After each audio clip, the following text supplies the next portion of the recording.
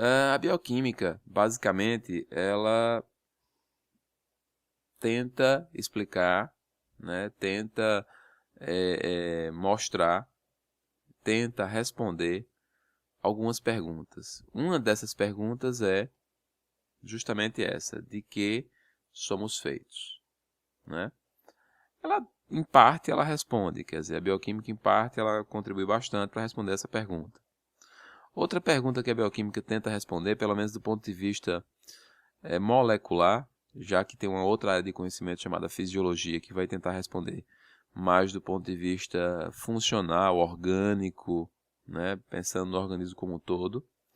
A bioquímica tenta responder e responde também em parte a seguinte pergunta: como funcionamos?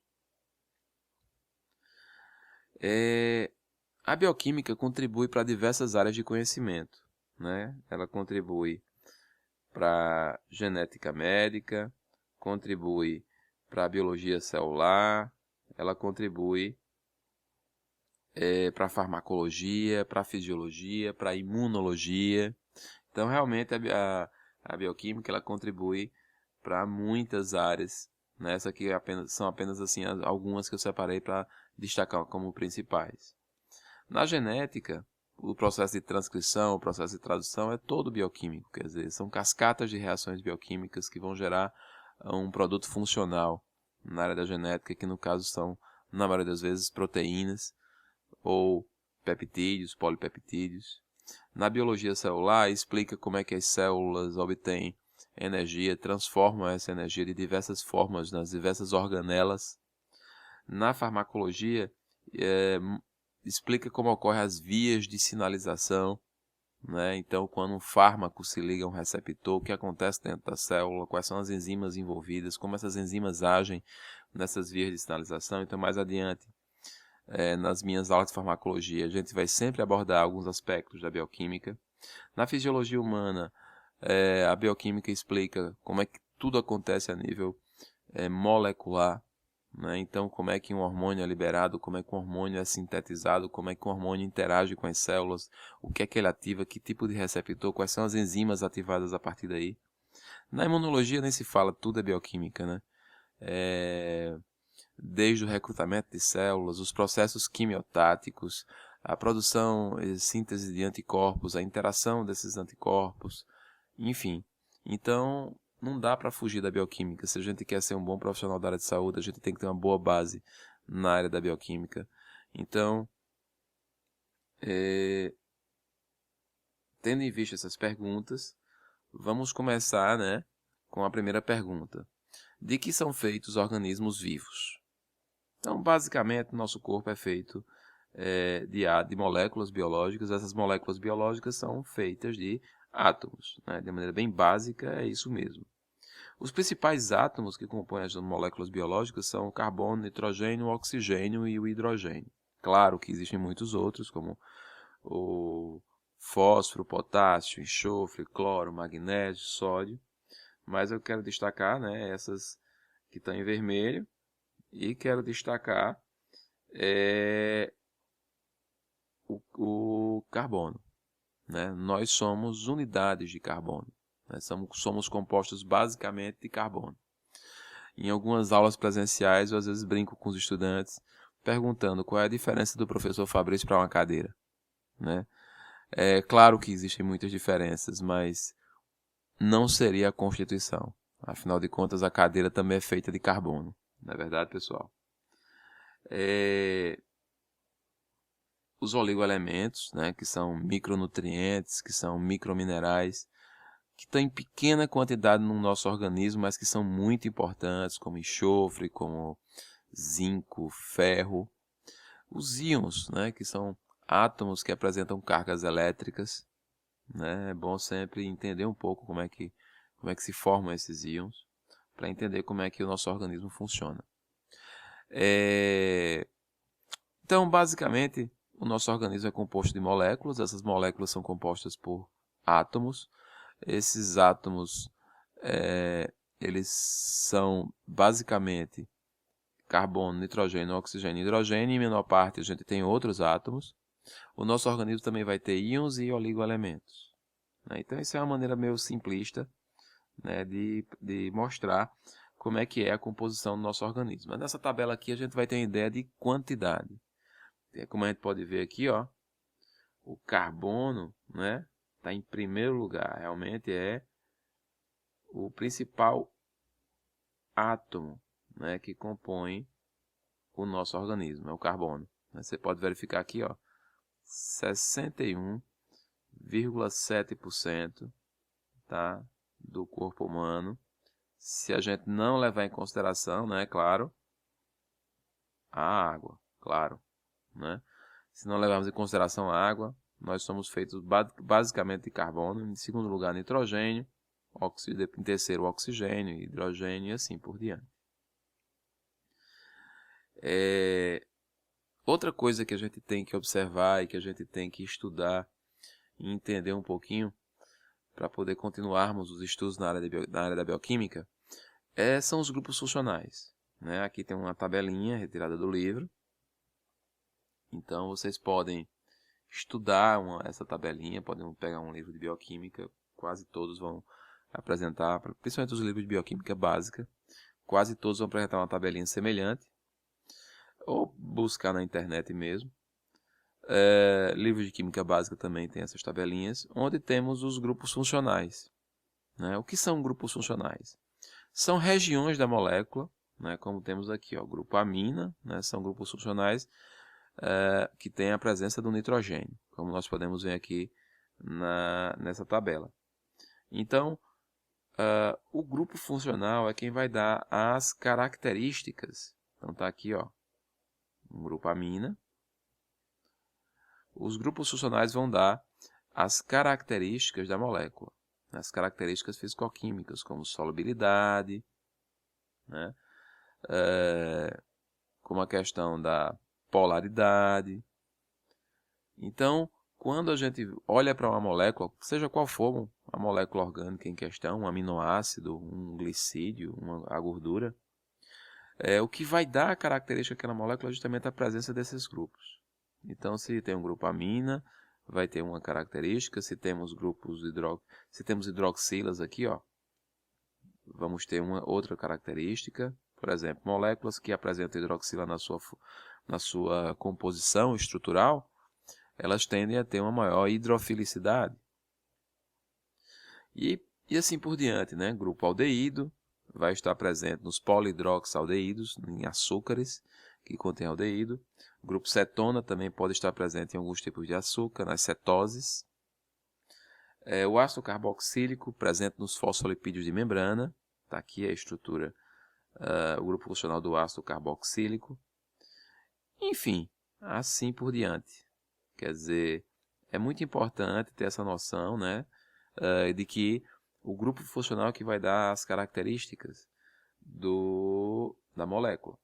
Aqui tem mais grupos funcionais, né? Aqui está a fonte que eu tirei essa tabela, do livro de Bioquímica Essencial. E o éster fosfórico, éster difosfórico, enfim.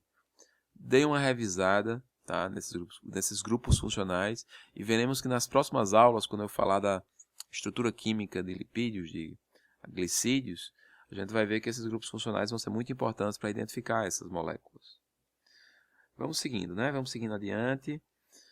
Outra coisa importante que a gente tem que estudar para aprofundar nos estudos de bioquímica é a questão das interações químicas. Então é uma coisa básica, mas que às vezes confunde os estudantes. A primeira ligação que eu vou citar aqui é a ligação covalente, né? O que é uma ligação covalente? Uma ligação covalente é quando dois átomos compartilham elétrons entre eles. Isso faz com que esse compartilhamento forme uma ligação muito forte, né? Uma ligação de alta energia entre esses átomos, e uma molécula é formada a partir desse tipo de ligação. Uma molécula não pode ser formada a partir de ligações fracas. É necessária uma ligação forte, certo? Então, as ligações covalentes são as ligações fortes, que vão formar as moléculas. Então, do ponto de vista conceitual, uma molécula é um conjunto estável de átomos ligados entre si apenas por ligações covalentes, ou seja, por pares eletrônicos compartilhados, certo? Outro tipo de interação são as interações eletrostáticas, que são interações iônicas, tá certo? De força intermediária. A energia dessas ligações fica entre a covalente e as pontes de hidrogênio. E temos também, claro, as pontes de hidrogênio, que acontecem muito em solução aquosa. Nessa figura aqui a gente está vendo, né, a ponte de hidrogênio acontecendo entre moléculas de açúcar. Ó. Aqui está dando para ver aqui, né? Uma ponte de hidrogênio acontecendo aqui entre esse hidrogênio dessa molécula de açúcar, de um carboidrato com um oxigênio, tá? Então ocorre em solução aquosa e é uma interação fraca. Claro que não tem uma energia tão grande quanto a ligação covalente. Então, gente, estudem essas ligações, isso aí faz parte da química básica lá do 2º grau. Não é objeto de estudo aqui na nossa aula hoje, mas inclusive tem várias videoaulas aí bem legais.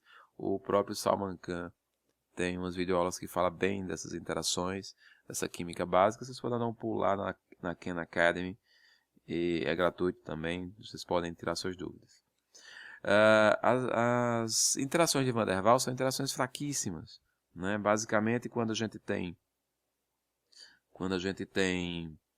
um átomo, deixa eu tentar desenhar aqui para vocês. Então, quando a gente tem um átomo, vou fazer dois átomos aqui. A gente vai ter elétrons, né, circulando aqui ao redor nas suas órbitas. Tá? No meio a gente vai ter um núcleo. O que acontece? Os elétrons geralmente têm cargas...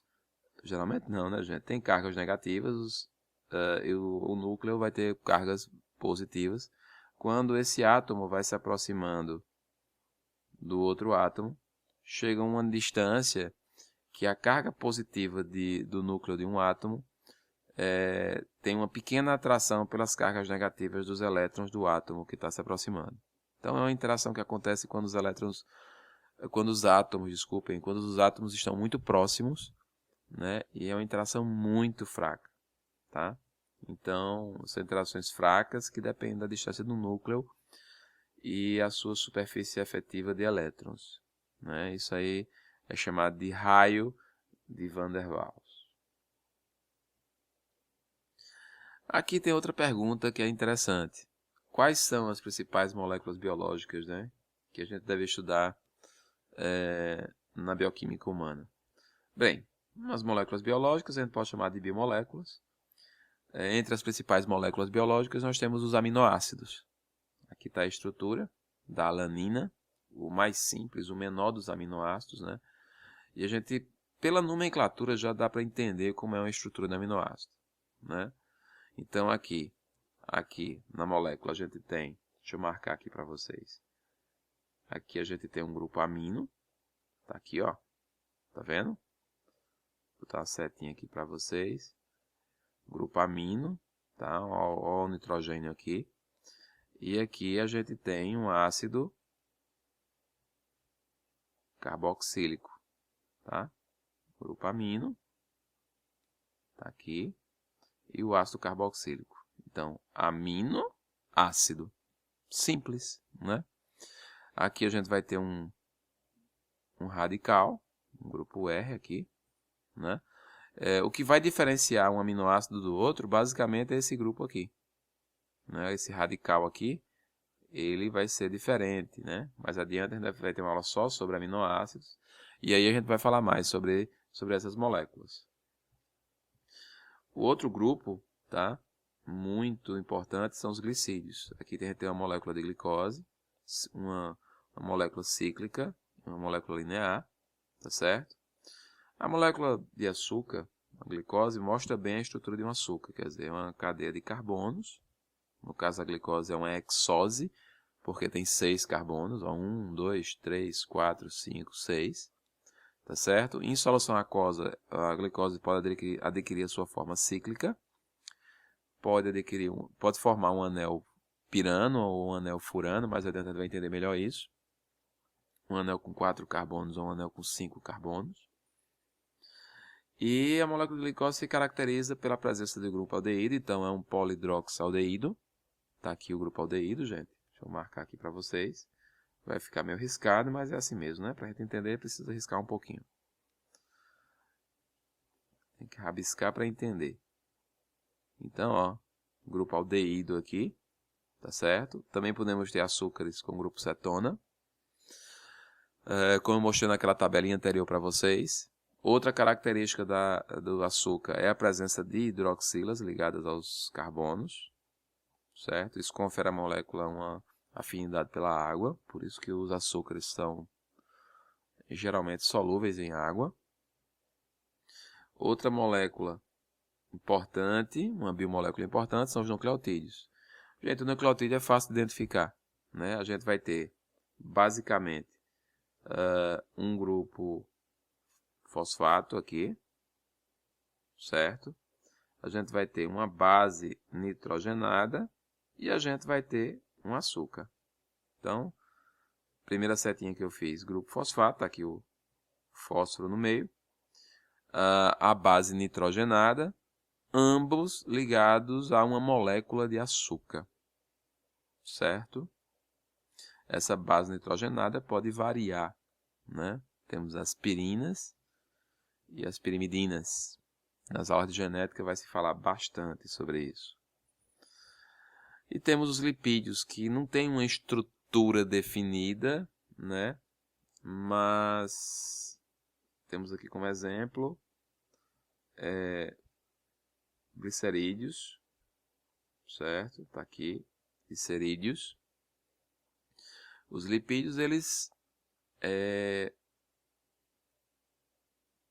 têm uma estrutura muito variável. A principal característica físico-química dos lipídios é que eles são lipossolúveis, né? Agora, como é que essas moléculas se organizam no nosso corpo, né?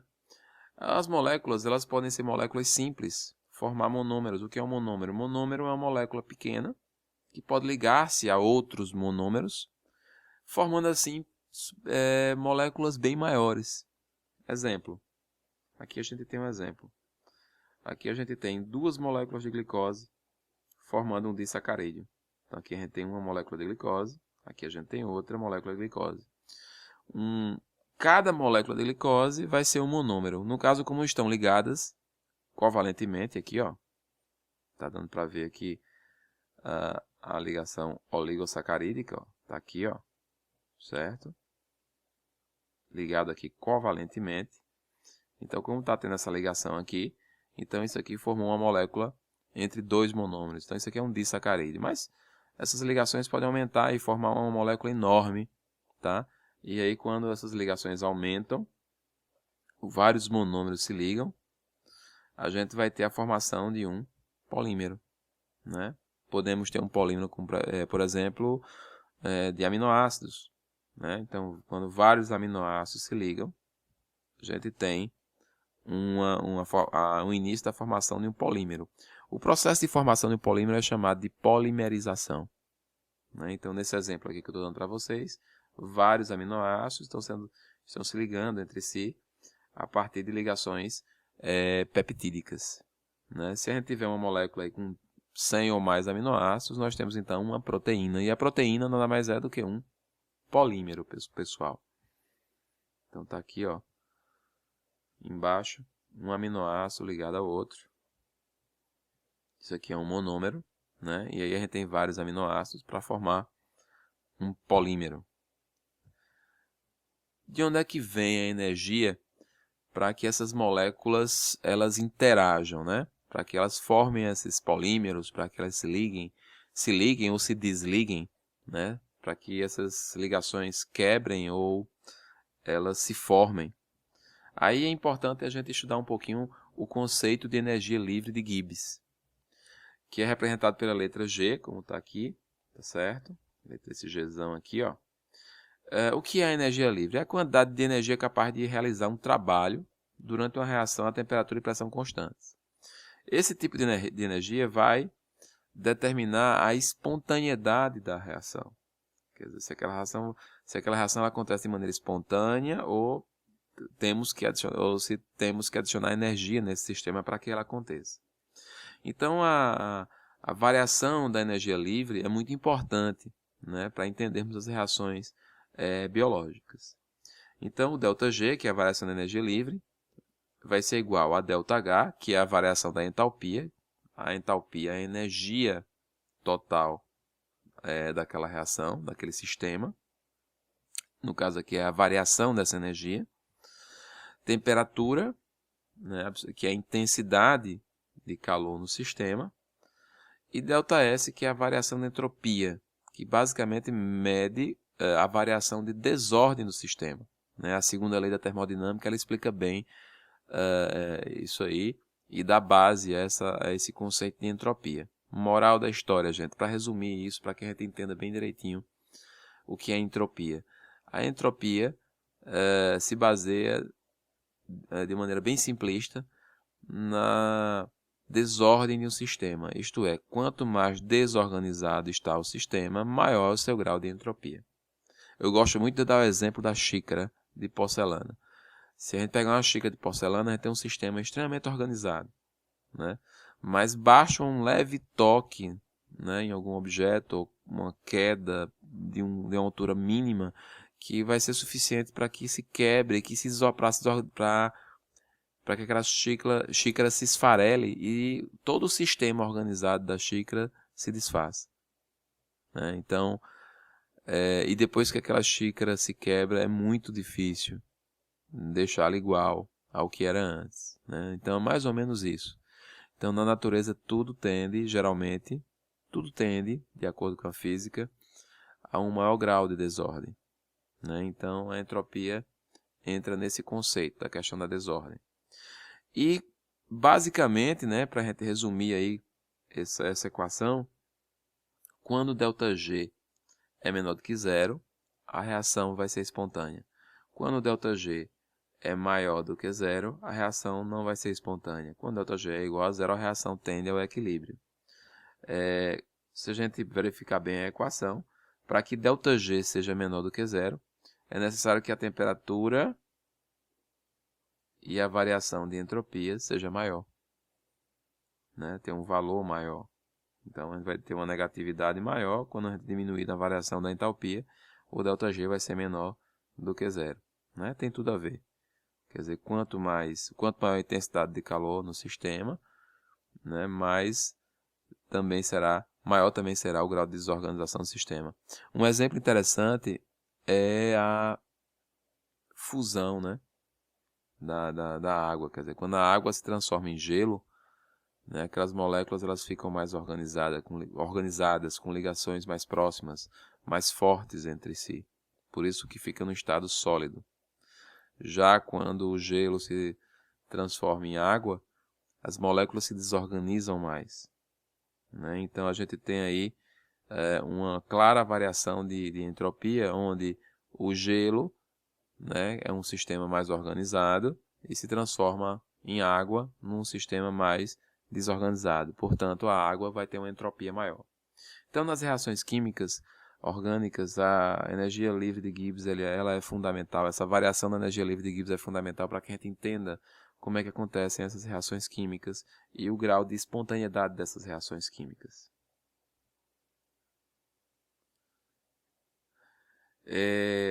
Outra coisa muito importante é entender como uma substância química chamada enzima ela atua, né, e as condições físicas que interferem nessas reações químicas.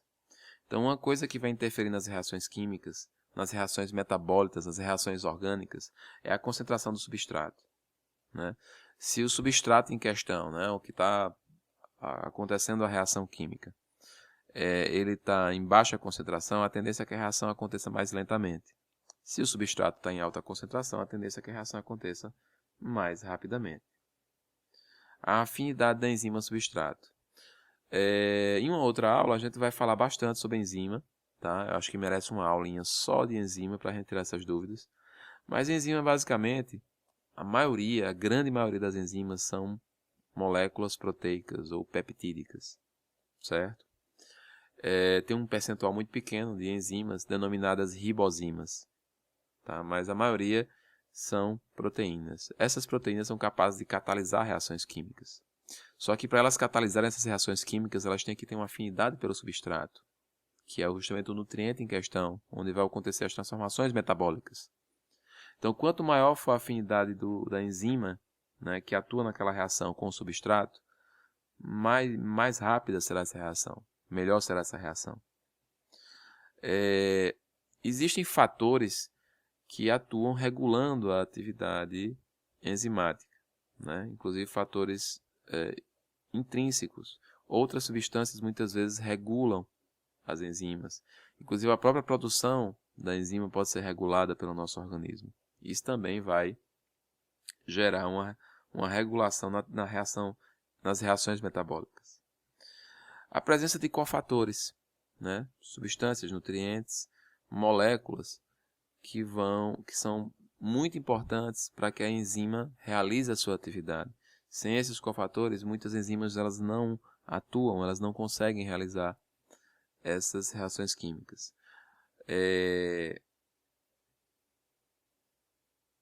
Outro ponto muito legal, muito importante, é a questão da velocidade, né? O que é que pode interferir na velocidade dessas reações químicas? Então, fatores externos, fatores ambientais, por exemplo, como temperatura, pressão, pH,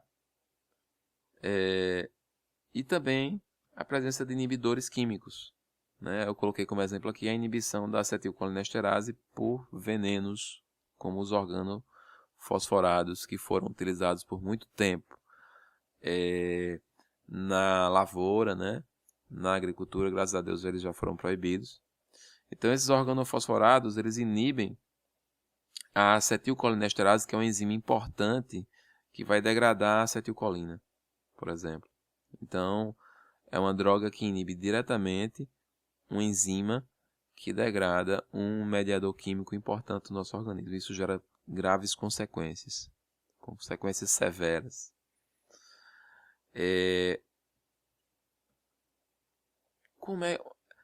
A gente já falou aqui de fatores que regulam essas reações químicas, já falamos aqui das enzimas, da importância das enzimas. É importante estudar o que são essas enzimas e como elas atuam. A gente falou aqui de situações, de condições ambientais que regulam todo esse processo, mas uma pergunta simples e básica ainda não foi feita. Onde ocorrem essas reações enzimáticas? Quer dizer, o nosso corpo é feito basicamente, gente, de água, né? E essa água ela está presente em diversos órgãos. Então, essas reações enzimáticas elas acontecem basicamente em solução aquosa, tá certo? E alguns órgãos eles são muito importantes. Por exemplo, o cérebro ele usa principalmente a glicose como fonte de energia. Então, o cérebro ele não armazena, apesar dele usar, né, a glicose como fonte de energia, o cérebro não armazena a glicose. Então, isso é um problema. Como ele não armazena, ele precisa receber essa glicose da nossa circulação sanguínea, né? Então, o fato do cérebro ser incapaz de utilizar ácidos graxos faz com que o cérebro ele tenha uma certa dependência do nosso sistema circulatório. Ele precisa que essa glicose chegue e ela vai chegar através da nossa corrente sanguínea, né? E quando essa glicose chega no cérebro, ela vai ser degradada, né? Ela vai sofrer uma série de reações químicas. Nas próximas aulas aí a gente vai falar sobre glicólise, gliconeogênese, quer dizer, do metabolismo da glicose. E essas reações químicas vão ser muito importantes para formar uma fonte de energia para a célula, que provavelmente vocês já ouviram falar bastante, que é o ATP. No fígado, a gente tem um grande armazenamento da glicose. E no fígado, o fígado é um grande órgão onde acontecem as mais diversas reações químicas, como a gliconeogênese, como a síntese e degradação do glicogênio, a síntese de corpos cetônicos, a síntese de ureia. Então, biologicamente falando, quase tudo acontece no fígado, em termos de reações metabólicas. Então, é um órgão muito importante em diversas áreas, inclusive na farmacologia, na metabolização, quando a gente for falarmos em metabolização de drogas. Outro órgão que também tem reações químicas importantes é o tecido adiposo, né, onde ocorre a síntese dos ácidos graxos, a hidrólise do glucagon, né, a hidrólise, desculpem, a hidrólise dos triacilgliceróis, que é das gorduras, em glicerol e ácidos graxos, certo? Induzida pelo hormônio glucagon, produzido no pâncreas. O músculo também utiliza glicose, utiliza ácidos graxos, né, como fonte de energia, e vai realizar também processos no metabolismo da glicose para transformar em ATP, né, que é muito importante, também é uma importante fonte de energia para as células musculares. A creatinina está envolvida no carregamento dessas moléculas de ATP. Como eu disse a vocês, essas reações químicas acontecem na água. Esses órgãos são muito importantes. São nesses órgãos que acontece a maioria das reações químicas do nosso corpo. Agora, quais são as principais características da água? Geralmente o primeiro capítulo dos livros de bioquímica, o título é esse, é Bioquímica da Água. Né? Porque como a maioria das reações acontece em meio aquoso, a gente tem que entender um pouquinho como é que esse líquido ele funciona. Então, basicamente, a água ela está nessas quantidades. Se a gente pegar um homem adulto, aí mediano, um peso em torno de 70 quilos, a gente vai ter em média essas quantidades de água. No plasma sanguíneo em torno de 2,5 a 3,5 litros, no líquido intercelular de 9 a 15 litros, no líquido intracelular em torno de 30 litros. O que a gente deve observar nessas informações é o seguinte: a maior parte da água está dentro das células, quer dizer, no meio intracelular, como a gente pode observar aqui, certo? Então a gente pode observar bem aqui.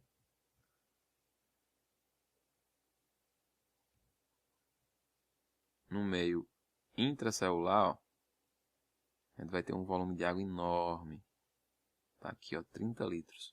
Se a gente somar a água que está no plasma com a água do líquido intercelular, não dá a quantidade de água que tem somada em todas as células do nosso corpo.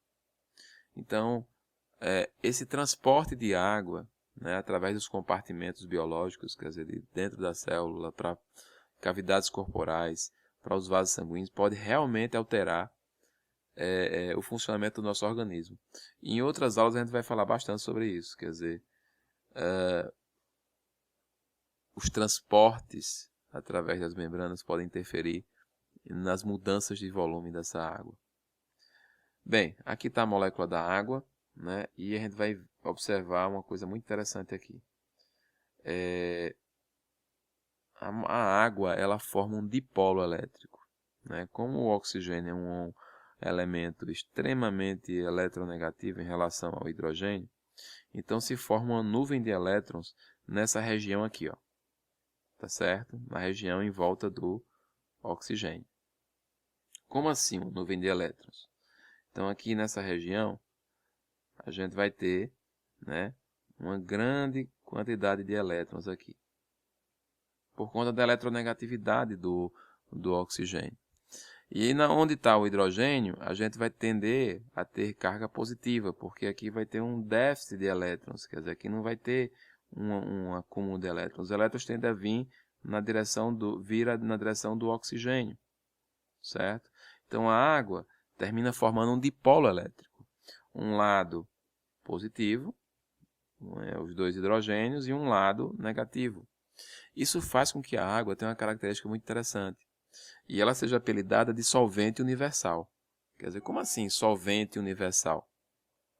Como ela tem as duas cargas, né, pela forma um dipolo elétrico, ela termina interagindo com muitas moléculas diferentes. Além disso, a água tem uma característica muito interessante, que é a fluidez. É um líquido bem fluido. Isso facilita muito a circulação dos líquidos. Então, a água, tendo essa característica de solubilidade em boa parte dos nutrientes, isso faz com que proteínas, que açúcares, sais, eles fiquem hidratados nesse líquido, né, podendo ser transportados com mais facilidade na circulação sanguínea. Né? Isso é muito interessante. Essa característica bioquímica da água ela é fundamental na manutenção da vida dentro do nosso sistema biológico. Aqui a gente tem um exemplo de dois tipos de solução, né? Nesse lado aqui, ó, vamos ativar a canetinha aqui para entender melhor. Nesse lado aqui, a gente tem um recipiente contendo açúcar. Então, nesse lado aqui, a gente tem açúcar. E nesse lado aqui, a gente tem um recipiente contendo sal, cloreto de sódio, certo? O que é que está acontecendo aqui? Quando a molécula de sal é colocada na água, ela sofre uma reação de hidrólise, né? Ocorre uma dissociação entre o sódio e o cloreto. Então, a gente vai ter o íon sódio e o íon cloreto, como a gente está vendo aqui, certo? Como a água, as moléculas de água formam um dipolo elétrico, como eu acabei de mostrar a vocês, vocês estão vendo aqui, ó, esses círculozinhos brancos aqui representam o hidrogênio e os vermelhos representam o oxigênio. Então, o hidrogênio vai ter uma carga positiva, como eu mostrei a vocês, e o oxigênio uma carga negativa. Como o cloreto tem carga negativa, existe uma tendência, né, para que o hidrogênio interaja com os íons cloreto, né? Então, como a gente vê aqui, o que acontece? As moléculas de água rodeiam, interagem o íon cloreto, hidratando esse íon. Algo semelhante acontece com o sódio. O sódio tem carga positiva, então ele vai interagir mais com a parte onde está o oxigênio na molécula da água. Então, a molécula da água também rodeia o sódio, só que o oxigênio interagindo mais com o sódio. Aqui no açúcar, acontece algo semelhante. A molécula de açúcar ela é rodeada pelas moléculas de água, porque, como eu já mostrei a vocês, a molécula de açúcar ela tem muitas hidroxilas, que confere a capacidade de formar pontes de hidrogênio com a água. Então, isso faz com que a molécula do açúcar fique rodeada pelas moléculas de água, também sendo hidratadas. Então, nas duas situações, a gente tem a formação de uma solução, né? Solução é nada mais... É isso, quer dizer, é quando moléculas elas têm a capacidade de serem hidratadas quando colocadas na água. Só que aqui a gente tem duas soluções diferentes. Na solução salina, houve uma hidrólise, um rompimento da ligação entre o sódio e o cloreto. E aí, a gente vai chamar essa solução de solução iônica. Certo? Já essa solução aqui, a gente pode chamar de solução verdadeira. Por que essa diferenciação na classificação? Porque aqui houve uma hidrólise da molécula. Aqui não. Aqui a molécula de açúcar ela foi hidratada sem necessariamente ocorrer, sem ocorrer a hidrólise. Certo? Outra característica da água muito interessante é a tensão superficial, que é essa força que a água exerce de maneira contrária a partículas que vão penetrá-la. Então aqui tem duas figuras retiradas da internet muito legais, onde a gente vê uma moeda flutuando aqui na água, né? Ela não consegue penetrar essa força, essa tensão superficial da água, e aqui um inseto andando sobre a água. Então a água ela tem essa tensão superficial, tá? Quando a gente for falar lá na fisiologia, por exemplo, da fisiologia respiratória, né? A gente vai falar de líquidos surfactantes, e a gente vai falar justamente da diminuição da tensão superficial da água para que o oxigênio atravesse as paredes do alvéolo e chegue até a corrente sanguínea, né? Isso aí. Então, esse assunto da bioquímica ele explica muitos fenômenos biológicos. A bioquímica junto com a biofísica realmente são fundamentais no entendimento do nosso organismo. A gente tem, né, basicamente dois tipos de substância no que diz respeito à solubilidade em solventes orgânicos. As substâncias hidrofílicas são substâncias que são hidratáveis, como essas substâncias que eu acabei de mostrar para vocês, como o açúcar e o sal, tá certo? Substâncias hidrofóbicas são substâncias apolares e que são insolúveis em água, como o óleo vegetal, por exemplo. Um azeite de oliva, por exemplo, não é solúvel em água. É claro que a gente tem substâncias intermediárias, quer dizer que não são tão apolares ou não são tão hidrofílicas. Existe aí uma variação muito grande de substâncias. E temos também substâncias que têm uma característica ambígua, quer dizer, que tem uma parte da molécula que é mais hidrofílica, uma parte da molécula que é mais hidrofóbica. Isso acontece, por exemplo, de maneira relativa com os fosfolipídios de membrana. né? As membranas são compostas de fosfolipídios, onde uma pequena parte da molécula, onde está o ácido carboxílico, o grupo funcional ácido carboxílico, vai ter uma afinidade pela água, vai ser hidrofílico. Já uma grande parte da molécula, a cauda, né, dos lipídios de membrana, dos fosfolipídios de membrana, é uma cauda hidrocarbonada, ela é extremamente insolúvel em água. Inclusive, isso é importante para entender as características das membranas biológicas. Bem, pessoal, foi muito legal estar com vocês. Desculpem essa aula ter sido um pouco longa, mas eu acho que foi bem proveitosa, tá certo? Valeu e até a próxima!